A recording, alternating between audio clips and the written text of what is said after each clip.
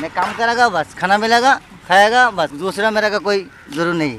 काम करेगा तो फायदा मिलेगा, काम नहीं करेगा तो फायदा नहीं मिलेगा, कोई आदमी एक पैसा नहीं देगा। മാമൂൻ റഷീദിനെ പോലെ തങ്ങളെ ആര് ഭരിച്ചാലും അതിനെ ഗവനിക്കേണ്ടതില്ലെന്ന നിലപാടുള്ളവരാണ് കേരളത്തിൽ തൊഴിലെടുക്കുന്ന ബംഗാളികളിലധികവും. കേരളത്തിൽ വന്നു, ഇവിടെ ജോലി ചെയ്യുന്നു, സമ്പാദിക്കുന്നു. അതുകൊണ്ട് ബംഗാളിലുള്ള വീട്ടുകാർ പട്ടിണിയില്ലാതെ കഴിയുന്നുണ്ട്.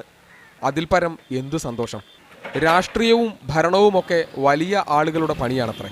പശ്ചിമ ബംഗാളിൽ നിന്ന് ലക്ഷക്കണക്കിന് തൊഴിലാളികൾ കേരളത്തിലുണ്ട്. കൊച്ചി മെട്രോ തുടങ്ങി സർക്കാർ നിയന്ത്രണത്തിലുള്ള തൊഴിലിടങ്ങളിലും പുറമേയുള്ള തൊഴിലിടങ്ങളിലുമായി അവർ ജോലി ചെയ്യുന്നു.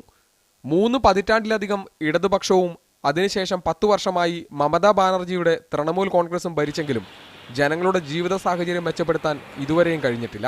സർക്കാർ കുछ करता नहीं ना, देश का कुछ ऐसा हम लोग बाहर आता है तो सरकार को कुछ करना चाहिए ना कि हमारा देश का आदमी बाहर नहीं जाए. അതുകൊണ്ടാണ് തങ്ങളുടെ സമ്മതിദാന അവകാശം വിനിയോഗിക്കാൻ പോലും അവർ ബംഗാളിലേക്ക് വണ്ടി കയറാത്തത്. കേരളവും ബംഗാളും ഒരുപോലെ തെരഞ്ഞെടുപ്പ് ചൂടിലാണ്. എന്നാൽ മലയാളികളെ പോലെ ബംഗാളികൾ തെരഞ്ഞെടുപ്പ് രാഷ്ട്രീയമല്ല ചർച്ച ചെയ്യുന്നത്. അവർക്ക് ചർച്ച ചെയ്യാൻ അധ്വാനത്തിൻ്റെയും പട്ടിണിയുടെയും രാഷ്ട്രീയമുണ്ട്. കേരളത്തിനു വേണ്ടി ഇവർ നടത്തുന്ന ഈ അധ്വാനത്തിന് നന്ദി പറഞ്ഞുകൊണ്ട് കൊച്ചിയിൽ നിന്നും ക്യാമറ പേഴ്സൺ അഷ്റഫ് മുഹമ്മദിനൊപ്പം ലിജോ വർഗീസ്, മീഡിയ 1.